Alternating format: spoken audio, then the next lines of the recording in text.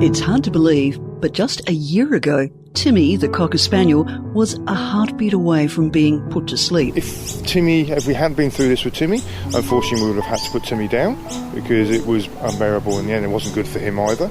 Timmy had the doggy equivalent of Alzheimer's disease, known as canine cognitive dysfunction, or CCD. Waking on the hour, every hour at night, from the minute we went to bed till I'll get up at 6 in the morning to go to work. So he's up wandering around, back on the bed, up wandering around and barking. CCD affects 12% of dogs over the age of 8. The classic symptoms: staring, pacing, crying all night, forgetting how to use doors or to go outside to the toilet. When the dysfunction reaches the point when owners can't cope with their demented dog, most choose to euthanize them. However, Timmy's vet had heard about a revolutionary new study using stem cells to try to beat dementia.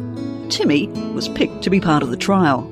So the Dogs Plus Cells trial is a world-first trial where we're trying to cure or reverse or really do a major improvement in older dogs that have a dementia syndrome.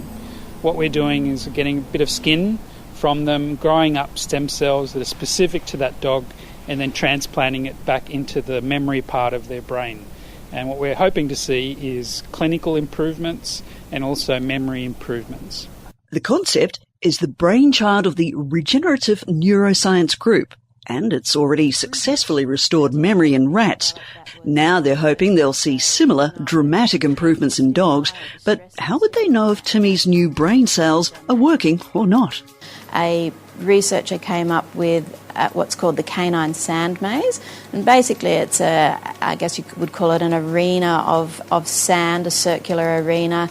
It has a lot of liver treat powder mixed through it, and then the dog is shown where treats are. The powder's mixed through to mask the scent. The dog's very good at sniffing out treats, and so there are visual markers for the dog, and so the dog's shown where treats are, and then they go through a number of learning trials, and then they ideally remember where the treat is in relation to the visual markers in the arena. And so it's been tested on a number of young dogs and then older dogs, and now we're using it on these dogs with dementia. And so they're first tested before they have any procedures done, and then at 3 months post having their cell transplant, they're retested to see if their memory has improved with the transplant. And the result of Timmy's first post-transplant test? Now, our latest dog, hot off the press, was a clinical improvement. In terms of memory, we probably need to analyse the results in more detail, but it's very encouraging that clinically that dog did improve. Associate Professor Valenzuela, who's leading the study, is quietly optimistic. This trial, hopefully at the end of the day, will revolutionise treatment for dogs and revolutionise treatment for humans. So if it's successful in this trial, our next step and the big aim of the whole project is to trial it in humans, but we really need to wait and see. Timmy's dad, though, is already totally convinced the procedure has worked. Oh, the improvements have been unbelievable at night. I'm actually getting a good night's sleep now.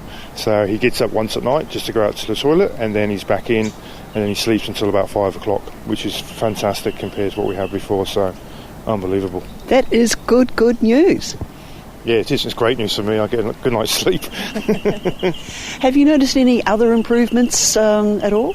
Yeah, he's a lot more affectionate than he was towards myself and their children, and he's a lot more tolerant of the other dogs in the house now. So yeah, it's a win. It's much better than it was. So it's heaps better.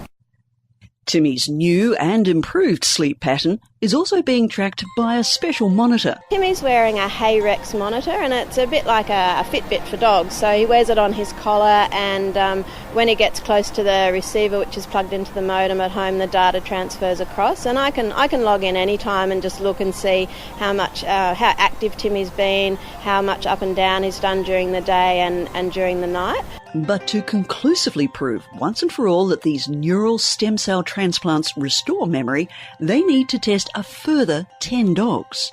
Yeah, so what we're really looking for is old dogs. A lot of people might just think that their dog's old and that the things that it does are just due to old age, but certain behaviours like Timmy's being awake a lot at night and not being able to settle down, increase in anxiety in older dogs, and they'll do things like when they go to the door, they might go to the wrong side of the door, so they'll go and sit at the hinge side.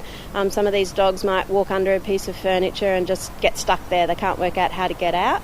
They'll often stare at walls or just stare into space, and these sort of behaviours don't really tend to worry the owners too much, so they don't think there's a problem with the dog. It's really when they have behaviours like the dog going to the toilet inside or barking and carrying on all night that they start to worry. But we'd really like to see owners being aware of these symptoms, like getting lost in the house and not being able to find the food when it's dropped on the floor, getting stuck under the furniture. And then if they notice these signs and see their vet or do our canine cognitive dysfunction rating scale, we can, potentially help them and maybe get their dog into trial as well. For potential trial participants, Timmy's dad has this advice. Sarah, who made first contact with us, has been absolutely fantastic.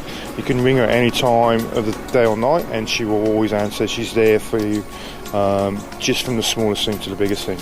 And after Timmy had the operation, we were in contact every day, and she would come around 2 or 3 times in that first week just to see him.